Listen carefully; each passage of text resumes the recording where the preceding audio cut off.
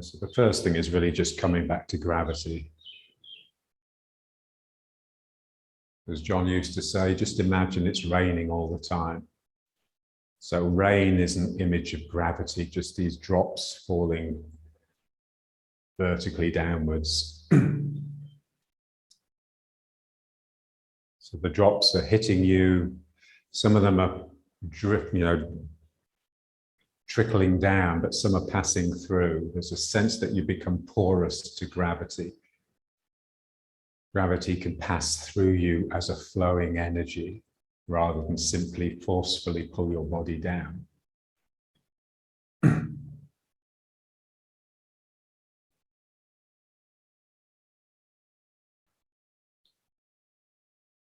So in Tai Chi, we just try and develop a different mind to the usual one. So when people talk about mind now, they normally mean the thinking, skeptical, calculating, judging, critical mind.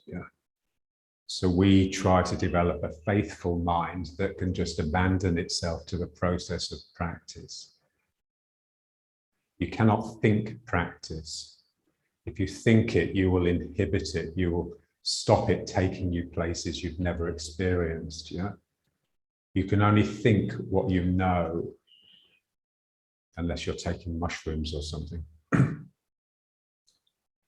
And so we're sort of against knowledge, because knowing keeps you where you are, and we're interested in passing through that into unknown territory.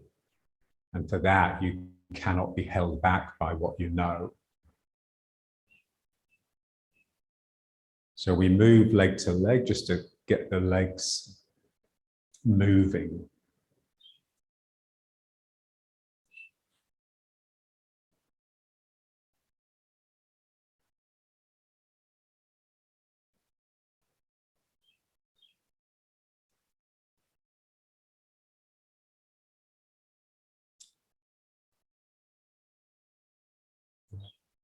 So it's not a knowing mind. It's what the analysts call, the psychoanalysts call a libidinous mind. It's the libido, not your sexual energy necessarily, but the energy of your id, the energy of the unconscious. That sort of seething, surging, heaving sort of energy that's that our knowing mind, our conscious mind just attempts to suppress all the time, suppress and repress. And that's just basically the energy of rhythm. So when you get into a rhythm, then you get into your libidinous energy. And so here we're just rhythmically just moving side to side and just keeping the mind with it, but not a knowing mind, not a mind that's watching, just a mind that's with it. Like when you're on a swing, your mind is just going with the swing and you're feeling your brain just sort of flowing from one side of your skull to the other. It's the same here. You've completely let yourself go to the process of the rhythm. The rhythm is taking you through time. When we think, we interrupt rhythm. And so we are not taken through time in the right way. Time sort of stutters and we lose power. So here, just feeling it's inexorable. It's just like the waves in the sea. You can't stop them. It's all you can do is just let yourself go and just let them take you.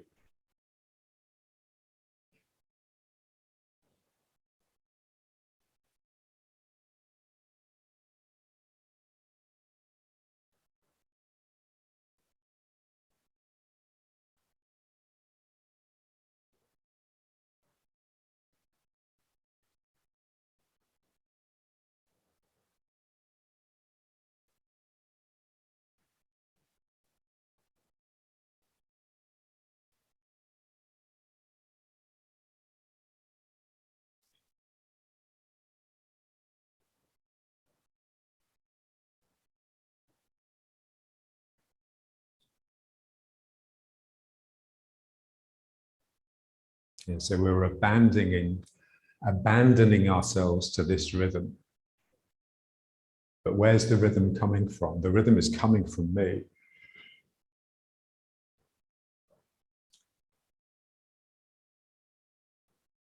So it's the same feeling as abandoning yourself to something that's beyond you. Yeah. You know, when you abandon yourself to the sea, you just let go and just let the sea take you. We'd like to be able to do that with our own deep energies. Yeah.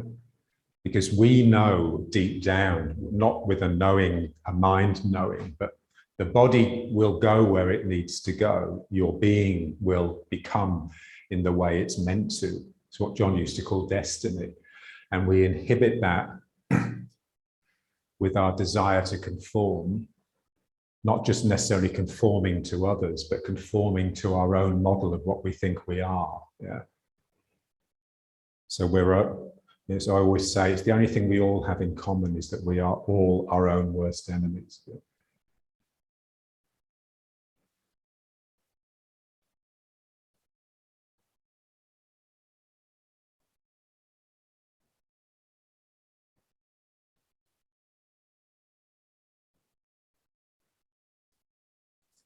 And just let the rhythm get into your breathing. Yeah. So I'm breathing in, I'm breathing out.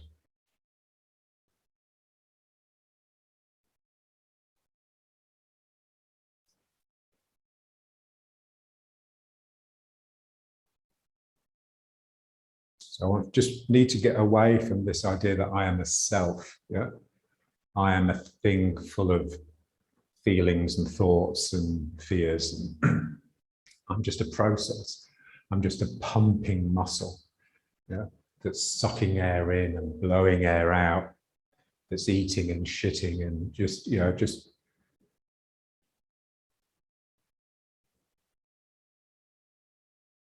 enjoying life, the flow, the libido. Yeah.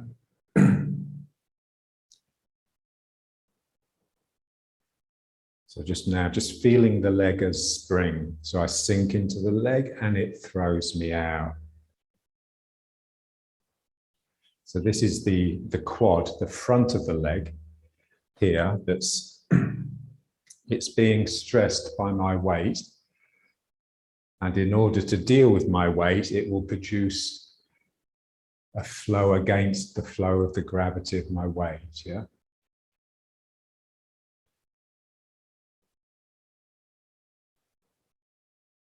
So as I sink into it, this muscle is producing an upward thrust, which will manifest as a feeling of energy, a feeling of a flow.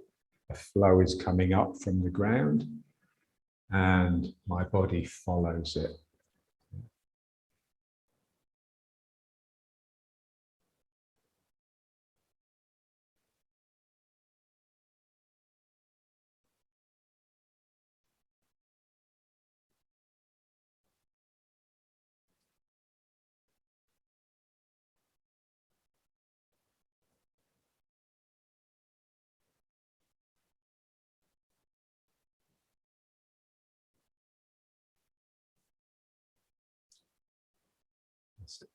So the important thing really is the rhythm, to feel as though there's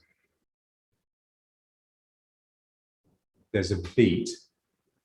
So the rhythm is taking you, like the rhythm of the music. You know, some music is so sort of infectiously rhythmical that you cannot help but tap your foot or dance to it. It's the same here. There's a rhythm going on that's taking your body. The energy is taking you. You're not generating the movement.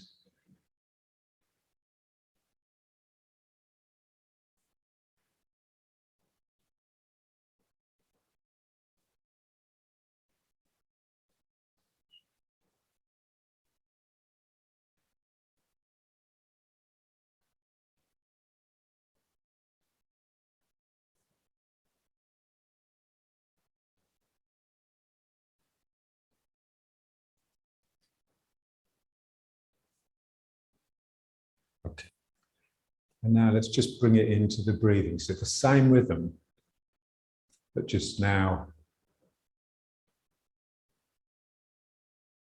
so pulling in and expelling out.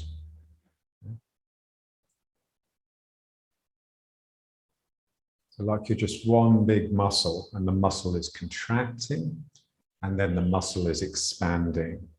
But think of a ring muscle, like a sphincter. So here it contracts, the sphincter tightens, and then here it releases, so it becomes like a hole that can let energy out. So here it pulls in.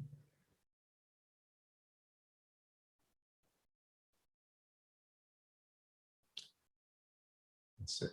And again, just abandon yourself to the rhythm. Yeah, so particularly the head. So this is really the spine whipping backwards and forwards. The ring muscle, the sphincter, is your dantian. So here it's opening, which whips your head back, and here it's closing, which is whipping the head forwards. If I try to watch it, then I will inhibit it. I have to abandon myself to it.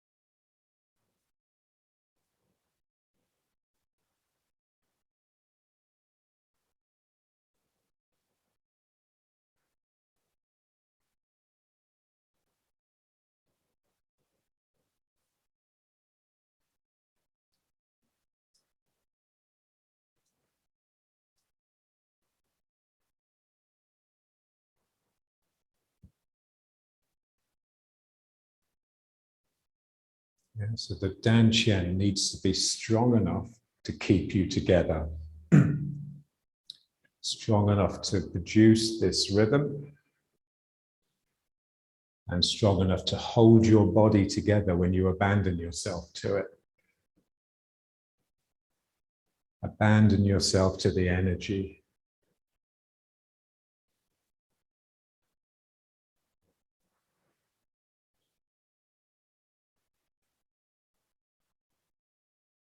Yeah, so it's what John used to call the faithful mind. Yeah?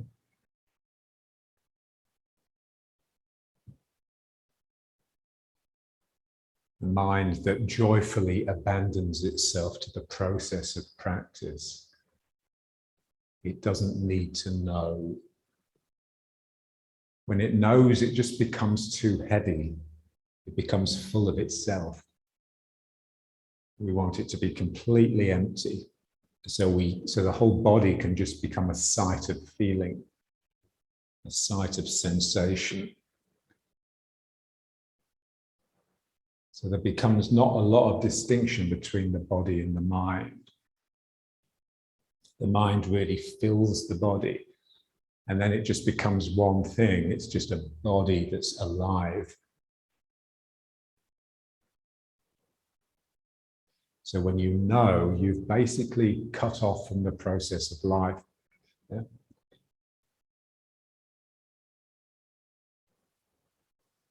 Whipped forwards, whipped back. So just feel the energy leading the body. There's an energy there that my body is just really trying hard to keep up with.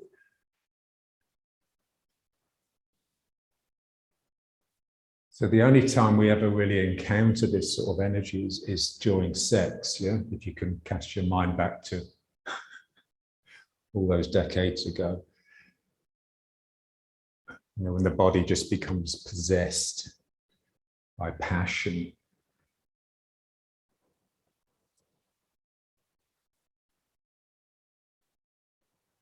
Okay, and now just letting it subside, but it's still there, it's throbbing away, yeah?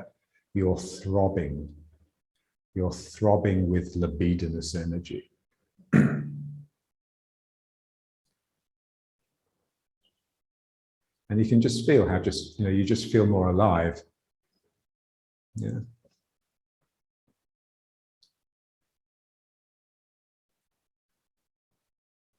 Yeah, same as if you know, if you went for a run, if you went and did something that's, you know, where you can't just use your thinking mind, yeah.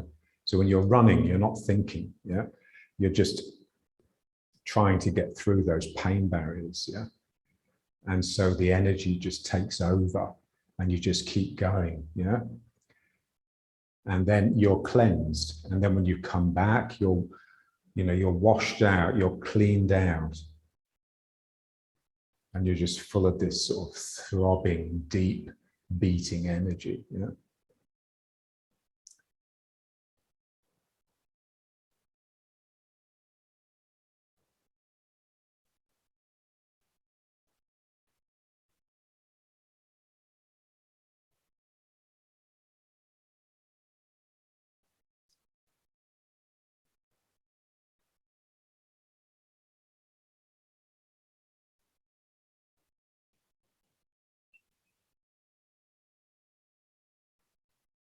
Okay, and now let's just do basically the same thing, but now just contracting and expanding. So instead of making it like a big sort of breathing thing, it's more, I'm just really just working.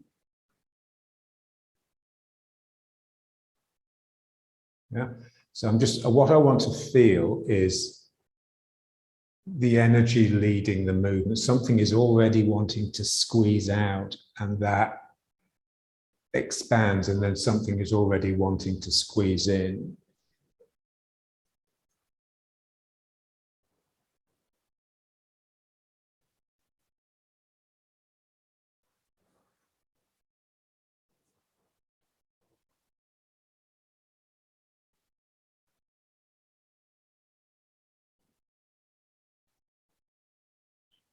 So really feel it in the belly.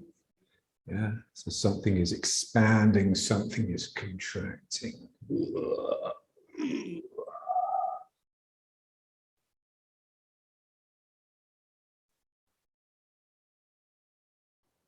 So we're just localizing it a bit more. So we're just trying to feel the engine, you know, where it all sort of starts.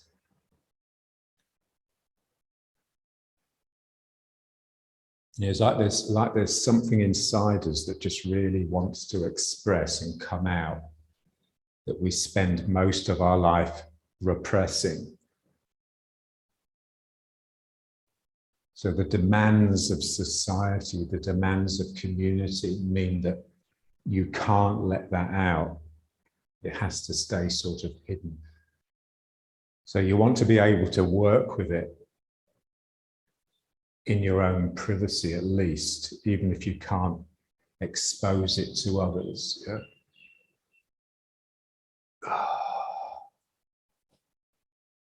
Yeah. And then you just sort of want to let it wriggle a little bit. So you want this feeling that you've got like a ring muscle here, the Dan Chen, but really it's two ring muscles, like two sides. And so when I'm pulling in and pushing out, there's like one side wants to sort of go first, and then the other one comes in. And so there's always a wriggle going on, because there's always like a sort of a joyful fight going on, a contest between the two sides. Yeah. So this is where turning comes in. So this is just really important, because turning basically makes you complex. It splits you into two. into a left and a right. And that's what we are, we're symmetrical creatures. We have a left and a right, that's how we move, we walk. We send one foot forward and then the other. And so one of the ways we control this energy, this libidinous energy, is by refusing turning. Yeah. So we keep our sight. So vision will actually refuse the turn. It'll keep you locked on what's in front of you. So here we just sort of lose that. Just let the eyes blur and just enjoy the head being not just whipped backwards and forwards, but twisted from side to side. Yeah, and the tilt in the spine. So when I contract this side, it'll tend to tilt me this way. And then when I contract this side, yeah. And so from being just an in, out, or an open, closed action, it's now got two parts which are creating a wobble, a wiggle, a wobble.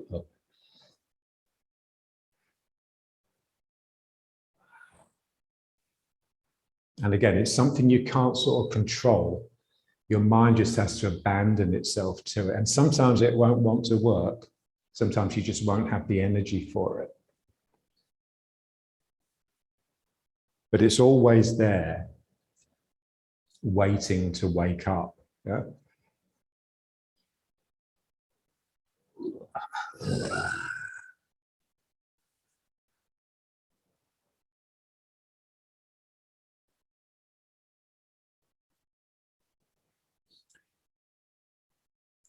Like, when you see like a like a carnivorous animal, when it grabs the prey, like a crocodile or a lizard or something that's quite primitive, they grab the thing that they've got and they kill it by just shaking their head really violently, and it just whips the thing to pieces. So it's a bit like that. It's a bit like something in you just wants to whip side to side and kill, basically.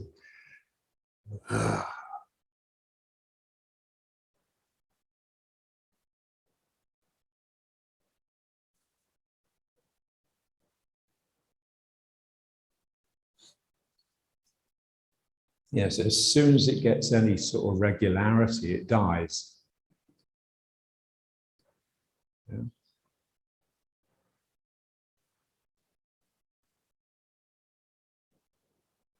So that there has to be a sort of unpredictable element, like a random element. Yeah.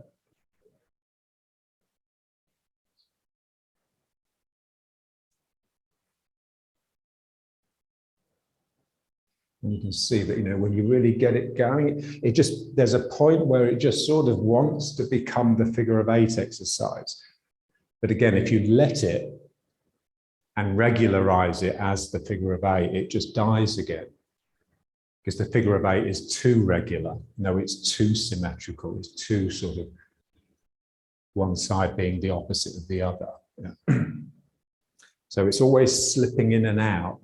So here it's like a figure of 8, but then it's threatening to pull back the other way.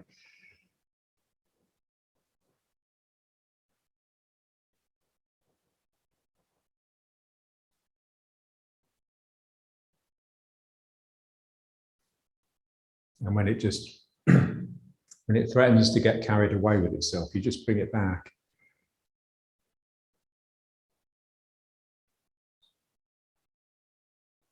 And so in the heat of the movement, in the heat of the passionate rhythm, part of the mind is finding the stillness. There's two stillnesses. So there's one that's right in the middle, in the core, in the depths, and there's one that's on the edge. Yeah, it's like the dispassionate observer that's watching this passionate action. So there's part of you that's outside of yourself, that's allowing this to happen. Otherwise, you'd just get totally carried away. Yeah?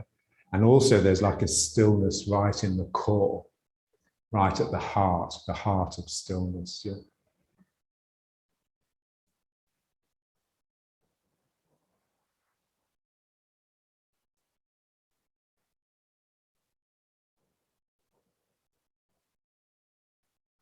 Okay, so let's just bring it back.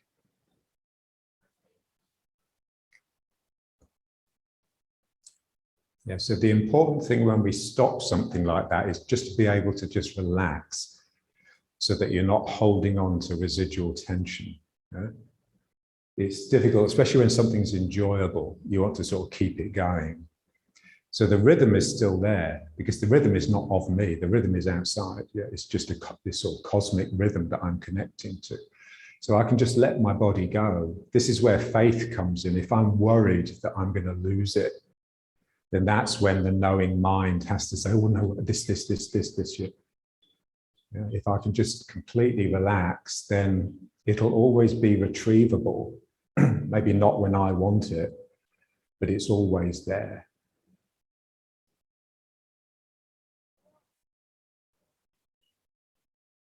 Okay, now let's just move side to side again and just feel now the pulling action. Yeah, so this leg is now stretching and then it pulls back, it contracts, and just feel it should be this muscle here, the hamstring at the back. This is the one we're trying to activate. But it's difficult because it uses a part, it comes from part of the mind that we're just not used to activating. It's the part of the mind that's sort of withdrawing, this withdrawing from the world into its own sort of privacy. And even when we withdraw into ourselves, we withdraw into the thinking, noisy mind, you know, which isn't the same as just really withdrawing into stillness, yeah, and silence. So here I'm pulling here, and that is bending the leg, but it's also pulling my lower back and my buttock down into the leg, which is what we want. So the leg is pulling the ground, but it's also pulling me towards the ground, and not just my body, but down my back. And so my leg is pulling the energy down my back and into it.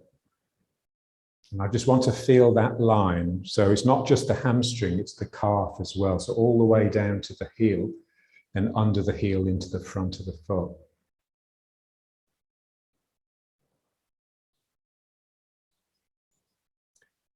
And we just want to just feel the mind. It's a very different mind that operates the front of the leg. So basically, these muscles here are more like that sort of, they're like Tigger and Winnie and the Pooh, you know, the sort of, is it the Disney version? The way he's bouncing along on his tail all the time. Yeah. So that's the way most of us are. We're sort of bouncing around saying, oh, look at me. And this is a different mind. It's like a ruthless mind. It's just drawing itself in, drawing itself down and making itself small, inconspicuous. So I'm being pulled down here. And it is difficult.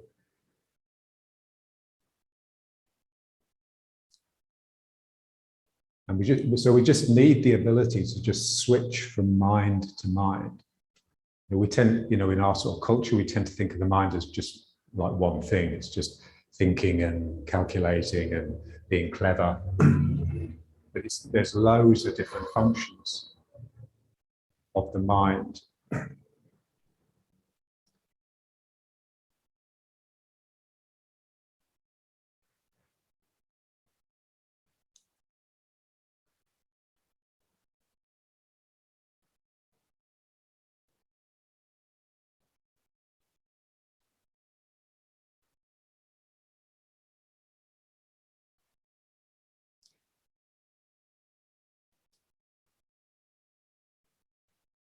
It's, you know, like a sportsman. I love watching the snooker on YouTube. Yeah. And you like see them when they sort of come to the table to start with, the two snooker players, and they haven't sort of warmed up and they're rubbish. Yeah. They're missing by a mile. Yeah. And then suddenly something just clicks and they're just potting the balls like they've never missed in their life. And it seems as though they're calculating the angles, but you can't, you know, the scientists say it's basically, you know, play snooker is impossible. Yeah, if you're calculating, you just have to feel it. Yeah. So.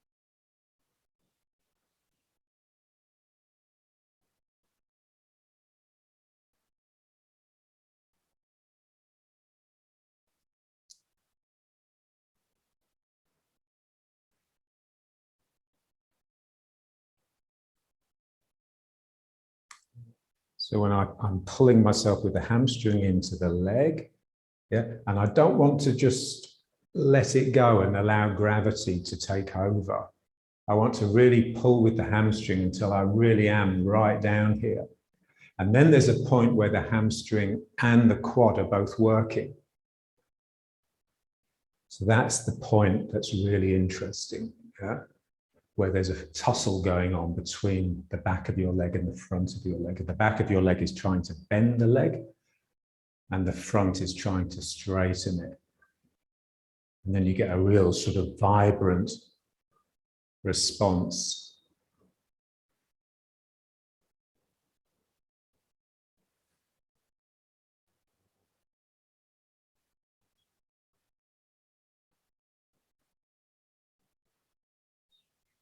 Yeah, so the muscles we need to take care of, that we need to sort of wake up and activate, are the ones we're just not really used to using. And the reason we're not used to using them is because we don't really need them. You know? So I don't really need the hamstrings because gravity will take my legs down. Gravity will bend my legs. Yeah. And so we need to move as though there's no gravity, as though we're having to do every little bit. Yeah. So when I'm standing here, my hamstrings are pulling my lower back down into my legs at the same time that my quads are trying to push me up, stop me from collapsing.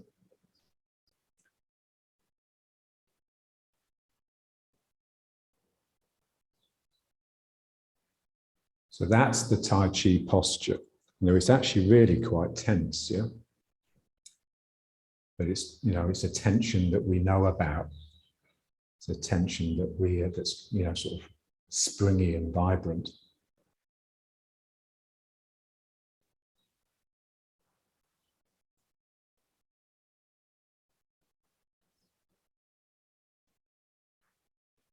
And it's like that, you know, when you see like a sportsman, like a sprinter, yeah, you know, they're running, you know, faster than anyone's ever run before. So they're obviously just full of tension, but they're relaxed within that, yeah.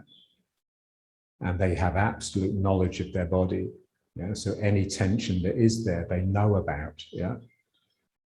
They can feel it. It's not in some sort of dark area that they daren't go into. They have self-knowledge. That's the sort of knowledge we would like. Not necessarily a knowledge of the world, but just a knowingness of our own processes and our own recesses. Yeah.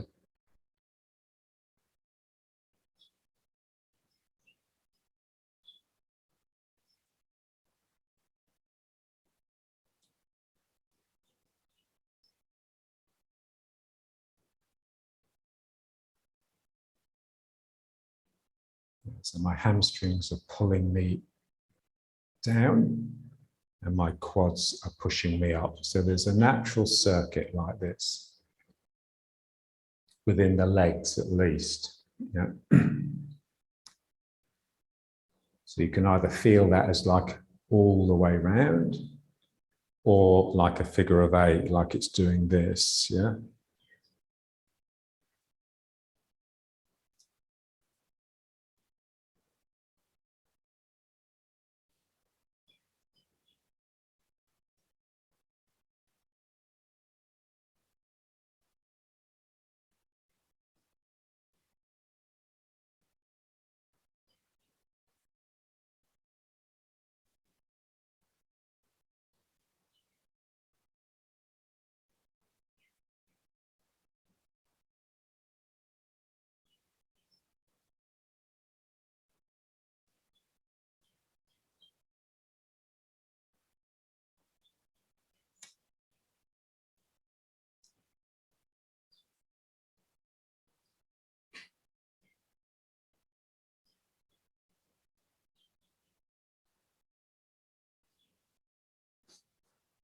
Yeah, so just feel the spine.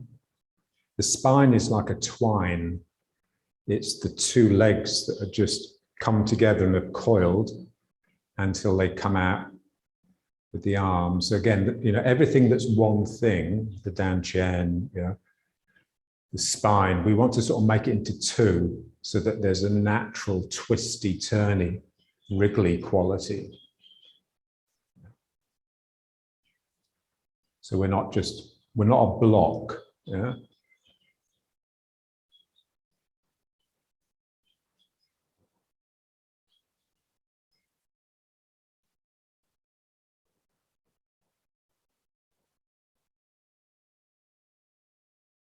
Okay, and now let's just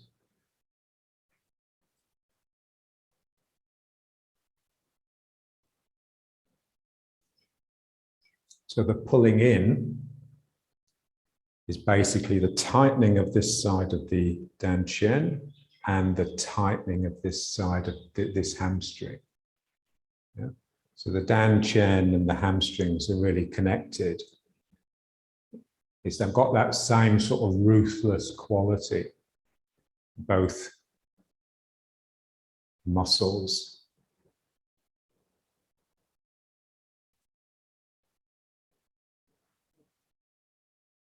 Yeah, so just feel how you can get that sort of passionate, libidinous energy going without it, whilst it can still remain meditative. Yeah? So I just sort of quieten it down, but it's still rumbling, it's still smouldering.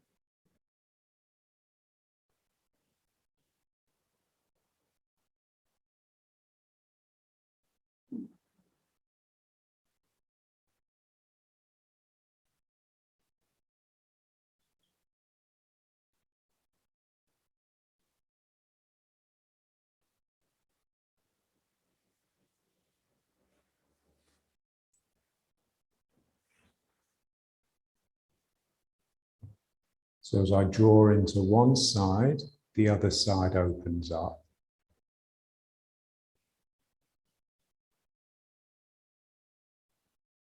So I just really want to feel and be able to activate the muscles that draw me in and draw me down.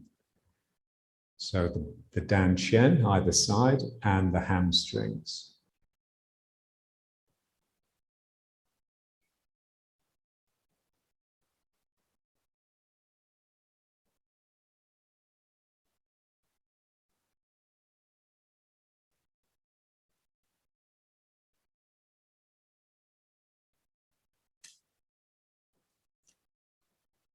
Yeah, so the drawing in is not just pulling my hand in, it's drawing in the part of me that wants to control, so that here I can just let go and let come out what needs to come out.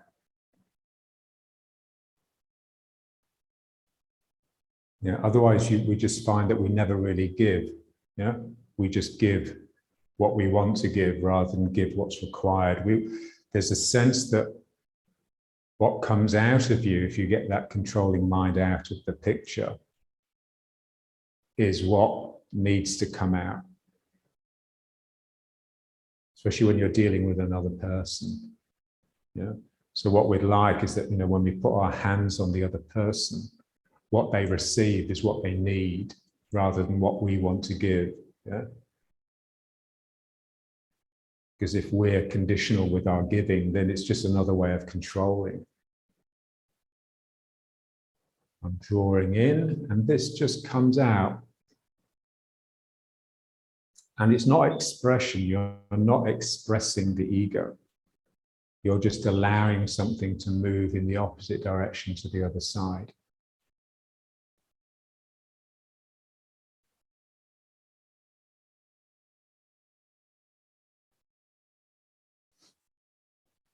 It's what the artists call truth, yeah? Yeah, so for an artist, truth is not factual. It's just that pure energy that just comes out of them when they get the ego out of the picture.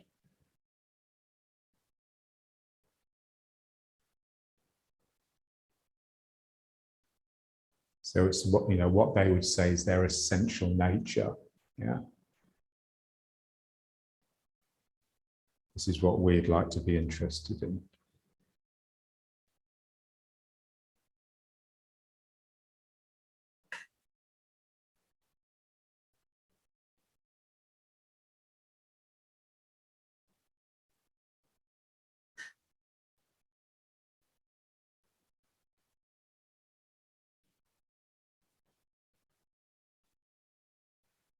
So as they would say in Tantra, forget the pleasure, forget the sensation, just feel the truth. Yeah?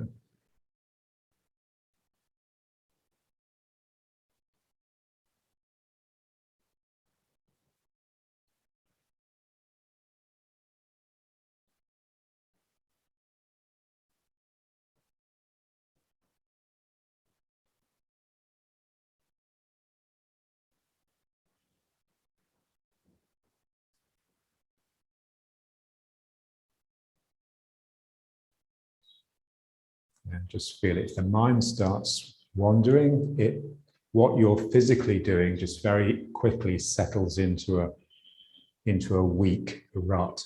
Yeah? It just becomes a habit. We want it to be a rhythm. Yeah? It's a rhythm that's getting its energy from really deep inside.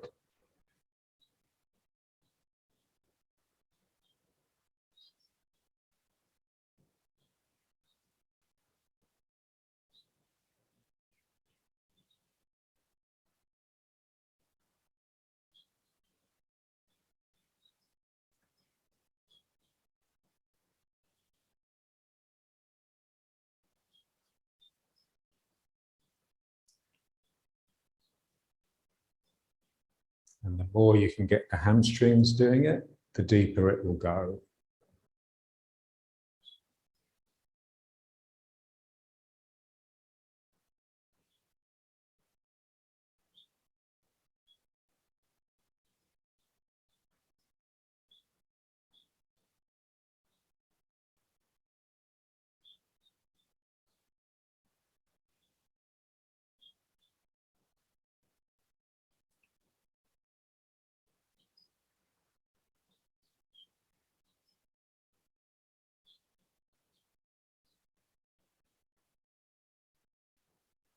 Yeah, so you can think of the body just being sort of contained. It's like you're an egg shape and you're contained in a skin. And it's the hamstrings that tighten the skin.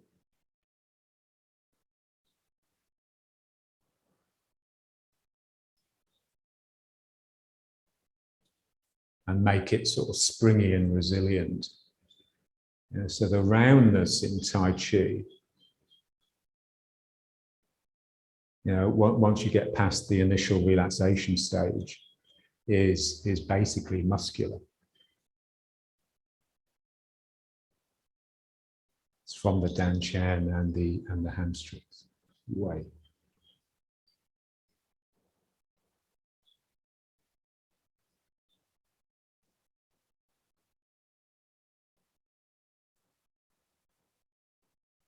Okay, and now let's just bring it back to here. Yeah, just feel that skin. It's like it's pulling you down, it's crunching you down.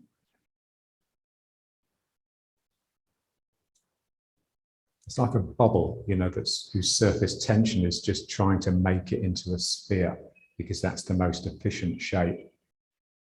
It's got the smallest surface area. Yeah, so just feel your surface tension.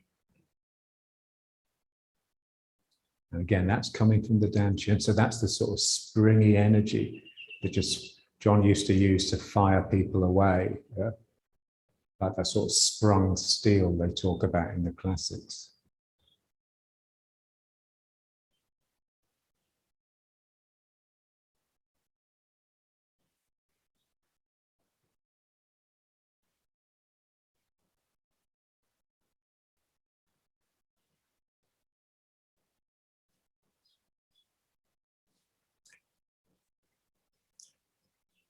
Yeah. So another aspect of the hamstrings, of this sort of tightness here that's forcing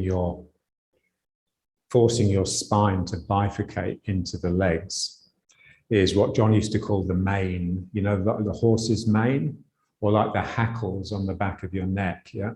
This feeling that something, you know, you've got these hairs that are standing up because you're alarmed and frightened, yeah?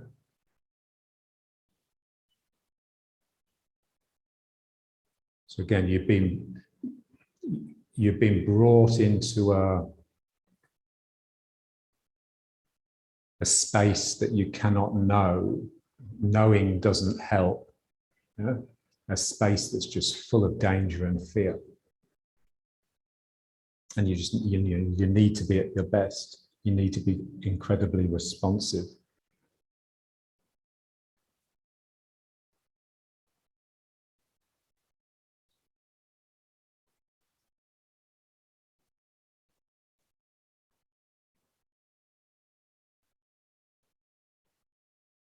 Yeah, and you can feel how that is.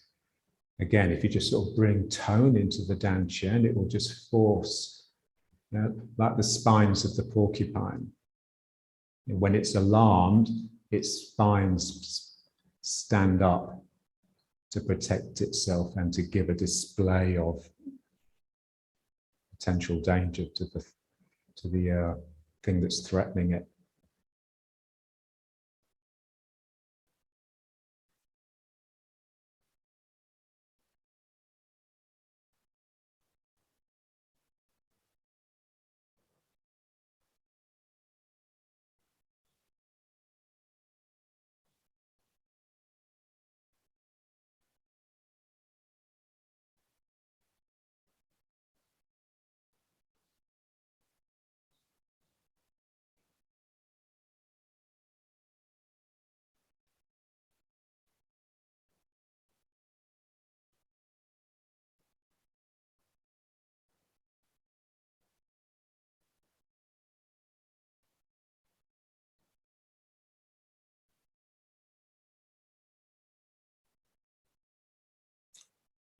Okay.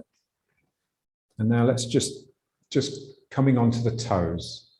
So just lifting the heels, just simply, yeah. And just feel the tailbone going down into it. Because what will tend to happen when the heels come up, you'll stick the bum out like this, yeah. And that's only because you lose your balance or because you want to relieve the thighs. So just sink down into it, yeah. So you've still got this circuit going on.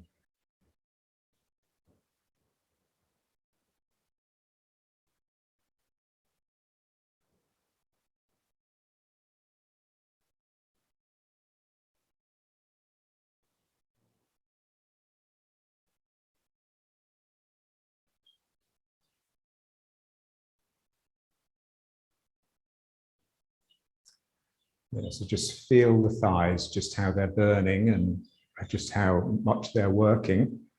And then just feel the real relaxation in the sacrum. Just trying to just gently descend through that. And then just put the heels down and just feel the heels insert themselves into the ground. It's like a needle from each heel.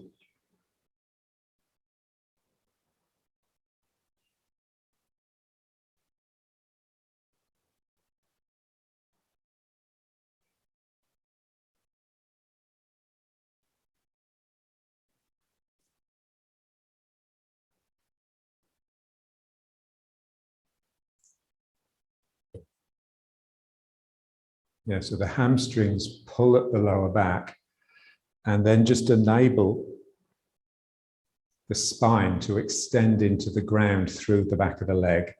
This is what we're wanting.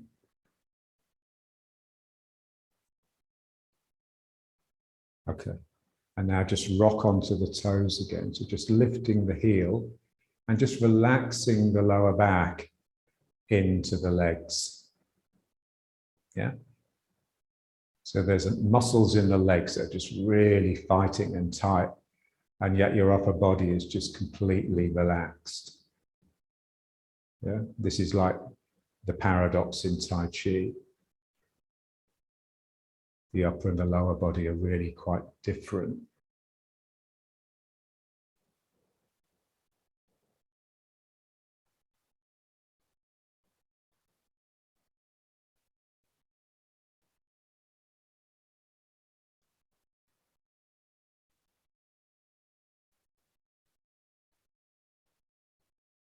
And then just rocking back and just feel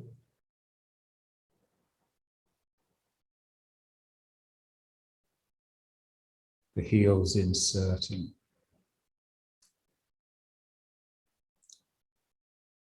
Yeah, so you root from the heel, but you grab the ground from the toes.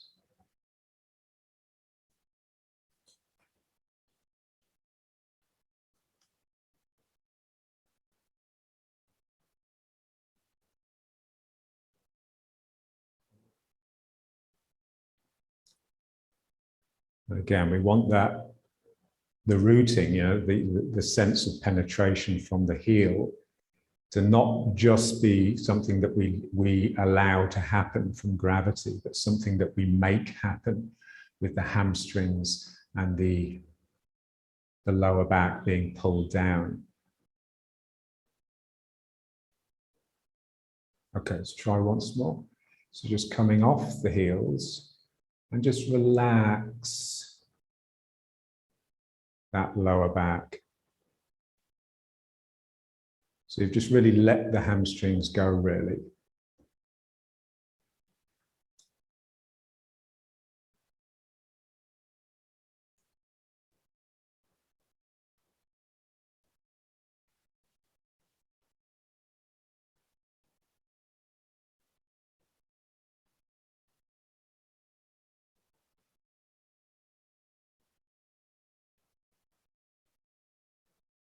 And then just rocking back and yeah,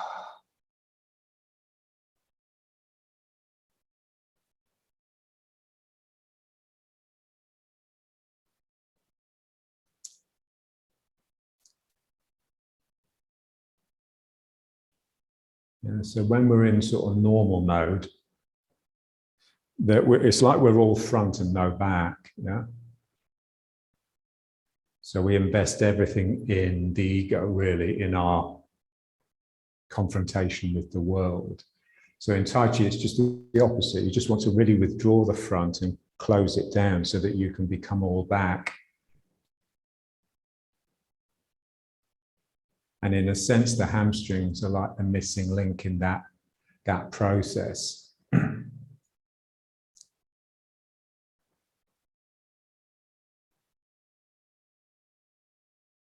So I'm withdrawing, not because I'm sulking or because I'm grumpy or because I'm feeling sorry for myself, but just because that's the place I live. That's my dwelling.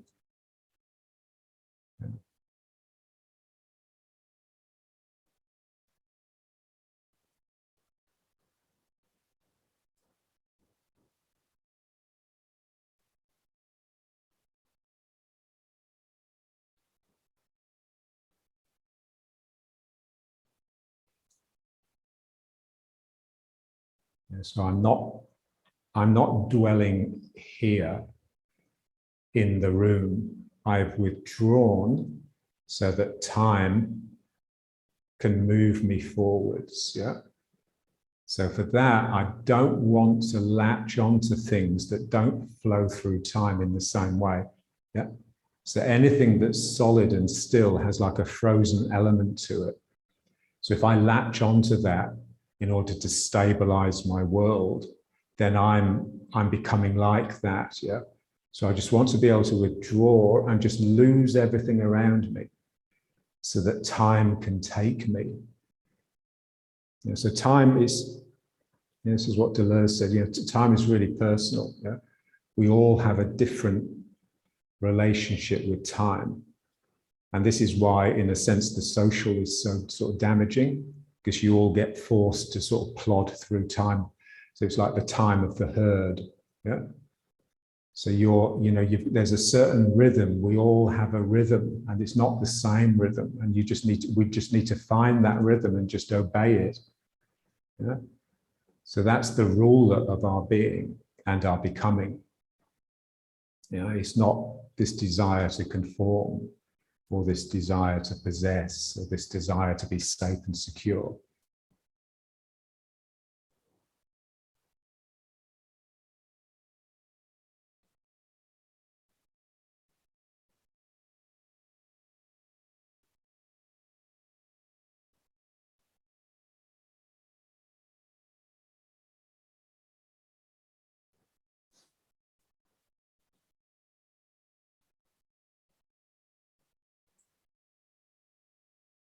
Yeah, so what takes us through time, what makes us live, is not the train of thought, but the libido, the throbbing libido, that's taking you with it,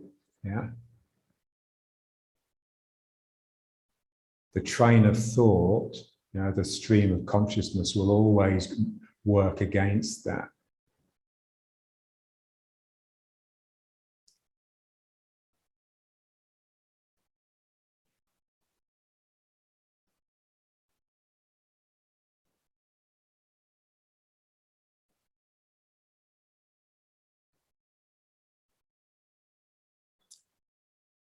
So at its deepest, that libido, it's just like this sort of heat. So that when we do this exercise, that's about as close as we get to it.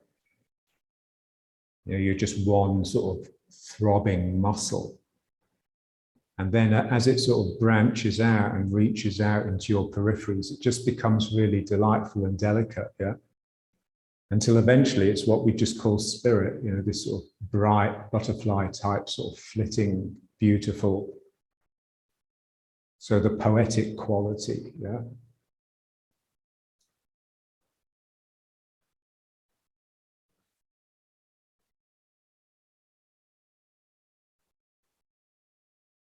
So it's like the poet, the poet uses language not to describe things, but to communicate his astonishment at being alive, And that's how it should be, So you don't need to turn the TV on or look at your smartphone. It's just, this is enough,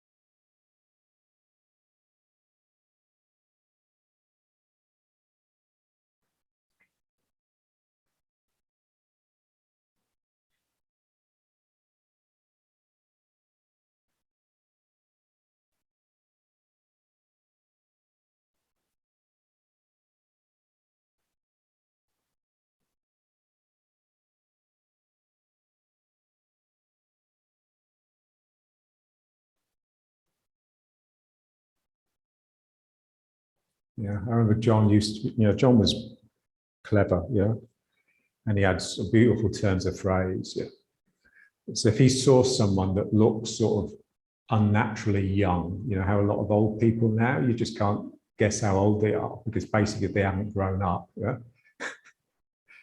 What he'd say is they've gone through life undigested. Yeah? And so there's a sense that, you know, when you're with this deep energy that you have and you're just heaving and throbbing with it, somehow life is just conditioning you, you know, it's maturing you, it's deepening you, it's digesting you. Yeah. So you're really engaged in deep processes that you have no control over. Yeah, so people look young nowadays because they're controlling the aging process. Yeah, and it just means that they're shallow. They're shallow narcissists, basically infantile. You know, they've never really grown up.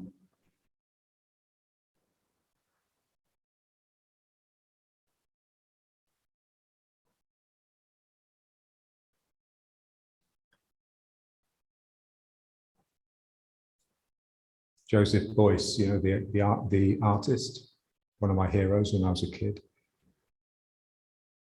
You know, he had a lovely phrase. He said, "It's so important that you let life wear you out." Yeah.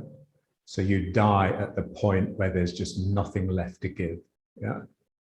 And that's what he did. Yeah.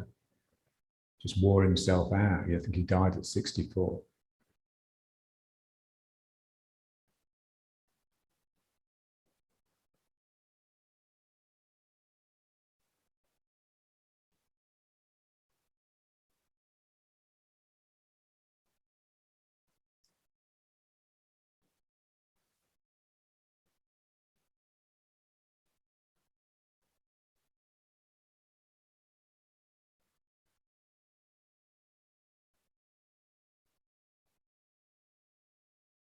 Okay, let's just bring it up.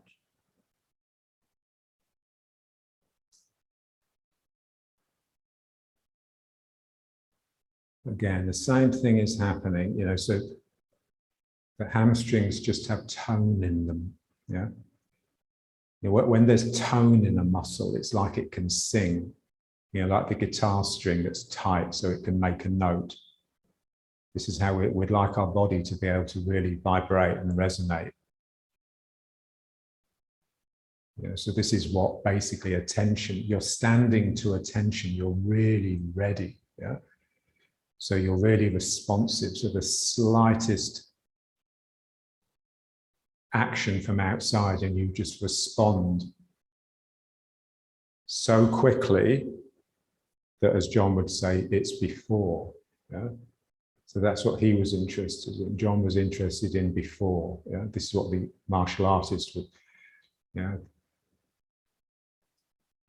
they'd like to be so tuned. Then it's not enough just to be responsive. It's not like you're just on a hair trigger and, you know, something comes out and you're jittery. Yeah, you're just really deep. You've just settled down into your depths, which is then just connected to all the other depth around. And so there's a sense that, you know, whatever comes in, it's already there before it started. Yeah.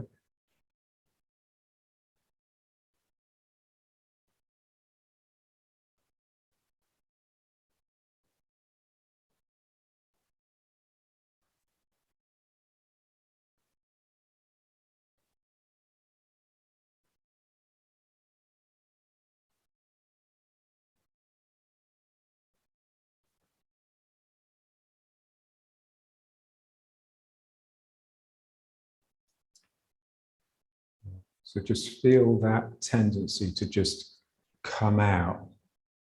You know, so normally our relaxed state is just basically a state of sort of flabby, sort of almost like an expectation. We expect the world to accept us, yeah, and to give us something. So we're just sort of really pulling that in. So you're withdrawing the mind into the cave of the body. So it's just, in a sense, that sort of sense of just falling out. It's just part of the human posture, really, because we're not designed to stand up straight. So we're basically designed to do this. We're designed to fall forwards. And so in Tai Chi, that's what we're having to sort of counter. by just using the hamstrings to just draw us back into the cave of the body. You can see it in like the belly, you know, so especially men, the belly sort of falls forwards. So we just have to draw that in